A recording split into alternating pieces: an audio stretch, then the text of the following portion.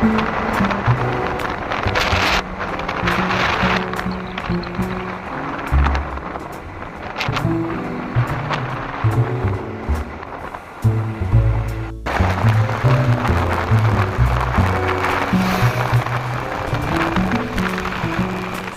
moments later.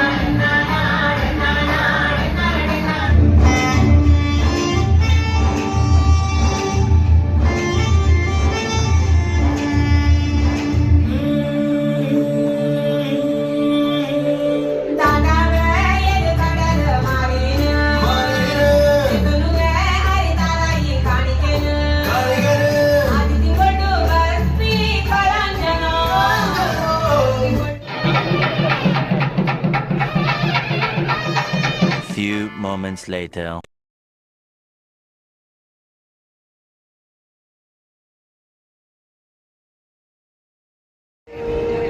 विघ्नत्वान्त निवारणैकधरणी विघ्नाटवी भव्यवान् विघ्नं व्याळ कुलो प्रमत्त गरुडो विघ्नेन पंचानना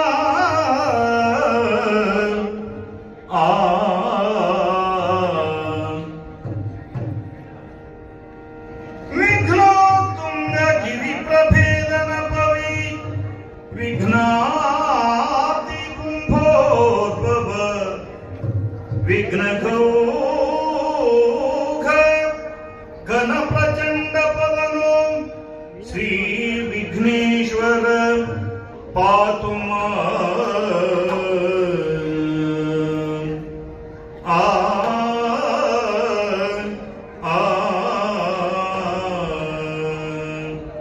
गजमुखद बगे गणापगे जप त्रिजगवंदितगे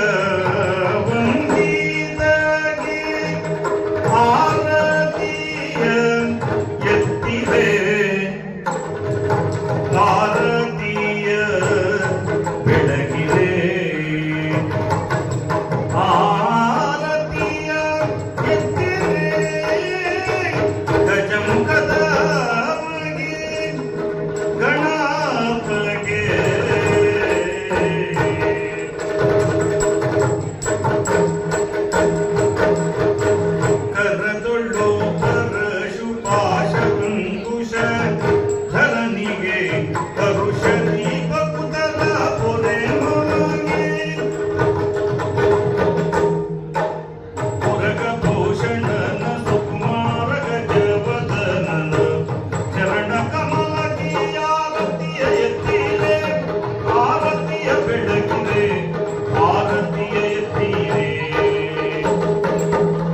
ವಿನಾಯಕನಾಗ ನೆನೆಯುವೋ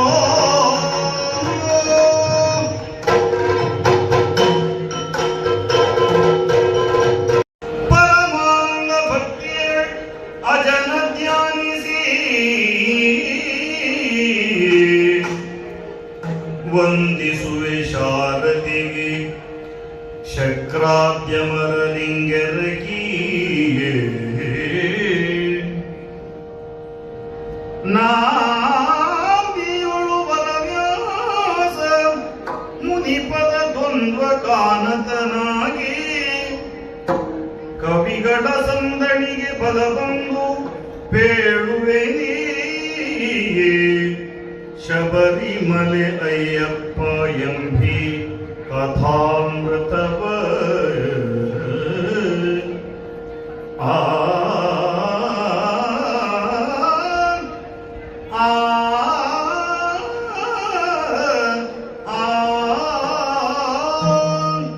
ಕವಿಗಳ ಸಂಗಣಿಗೆ ಬರಲು ಬೇಡದಿನಿ ಕಥಾಮೃತ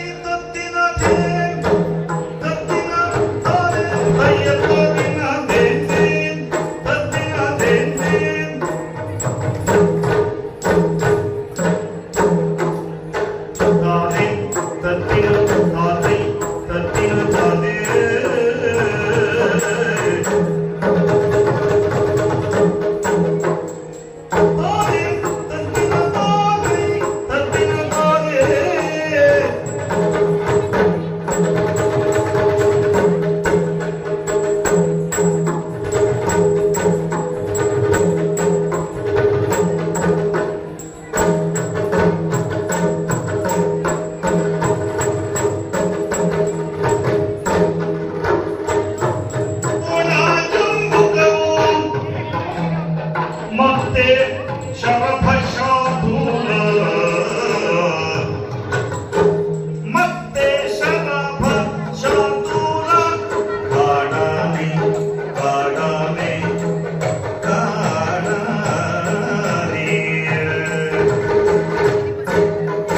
ಕಾಡಾನೆ ಕರ್ಪುರಿಯೋ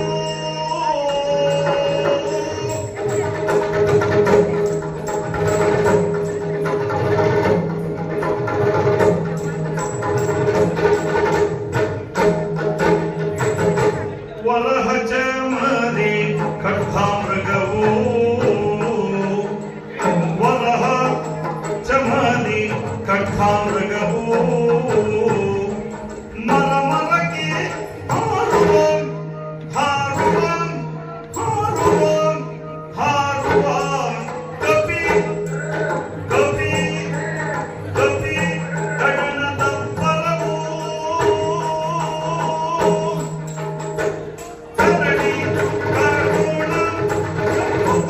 ಮತ್ತೆ ಶವಭಶಾಧೂಲ ಕಾಡಾನೆ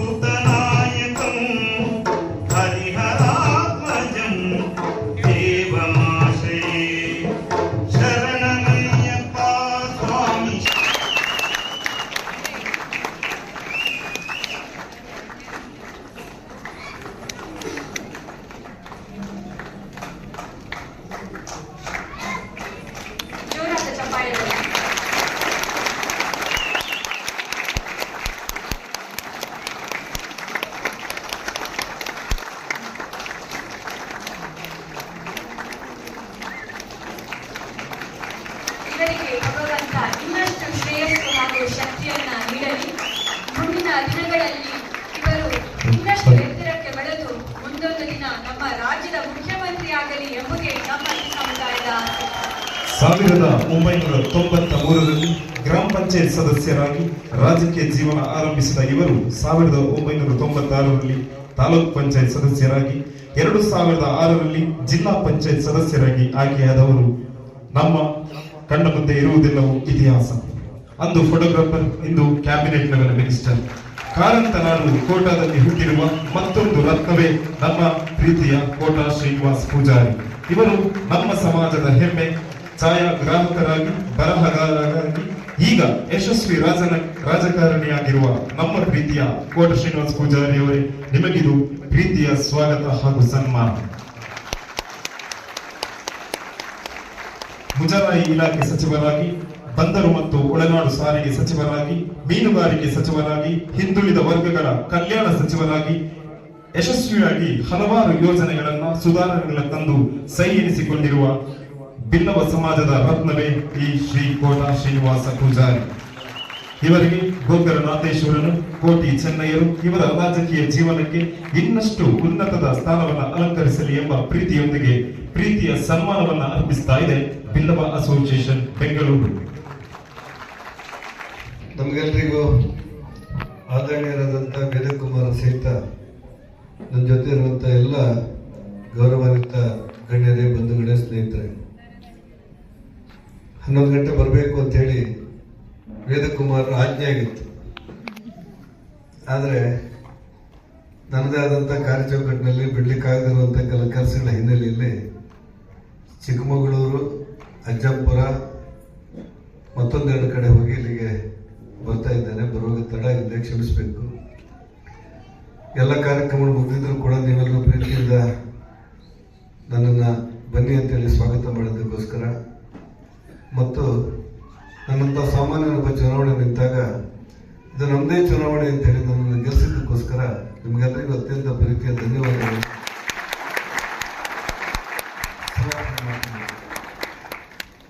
ಪ್ರಜಾಪ್ರಭುತ್ವ ವ್ಯವಸ್ಥೆಯಲ್ಲಿ ನನ್ನಂಥ ಜನಸಾಮಾನ್ಯರ ಮಧ್ಯೆ ಬೆಳೆದಂಥ ಹುಡುಗ ಒಬ್ಬ ಸಂಸದನಾಗೋದು ಸುಲಭ ಅಂತ ನನಗೆ ಅನಿಸಿರಲಿಲ್ಲ.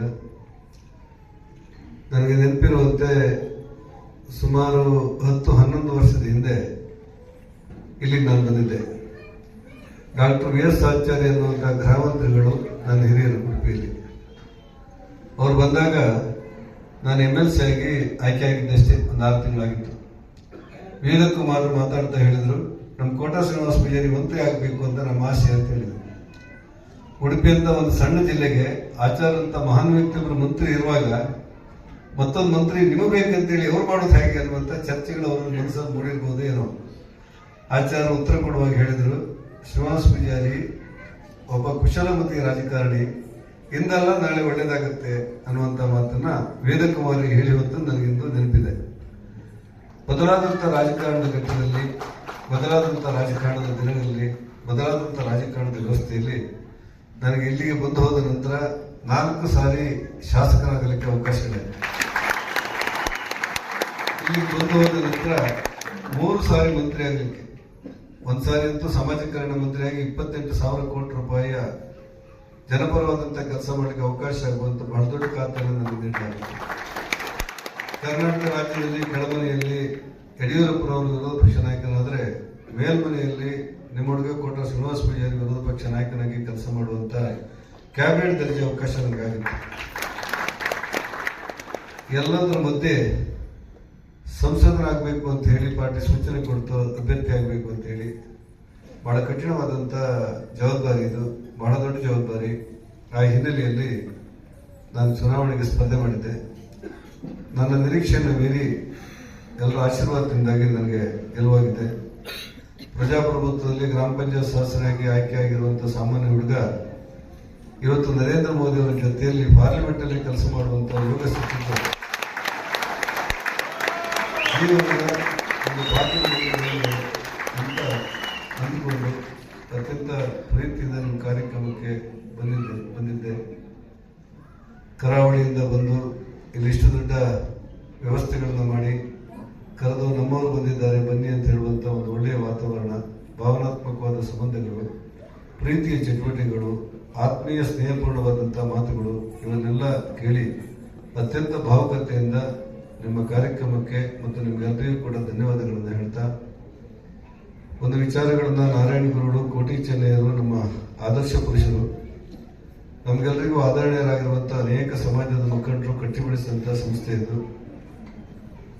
ಸಾರ್ವಜನಿಕ ಜೀವನದಲ್ಲಿ ನೀವೆಲ್ಲರೂ ಕೂಡ ಹೆಮ್ಮೆ ಪಡುವಂತಹ ಕೆಲಸಗಳನ್ನು ಮಾಡಲಿಕ್ಕೆ ನಿಷ್ಠೆಯಿಂದ ಪ್ರಯತ್ನ ಮಾಡ್ತೇನೆ ಅನ್ನುವಂಥ ವಿಚಾರಗಳನ್ನು ಹೇಳಿ, ನೀವು ಮಾಡಿರುವಂತಹ ಸನ್ಮಾನದ ಶಾಲಿನ ಮಾಲೆಯ ಜವಾಬ್ದಾರಿಯನ್ನು ಅರ್ಥ ಮಾಡಿಕೊಂಡು ಕೆಲಸ ಮಾಡ್ತೇನೆ.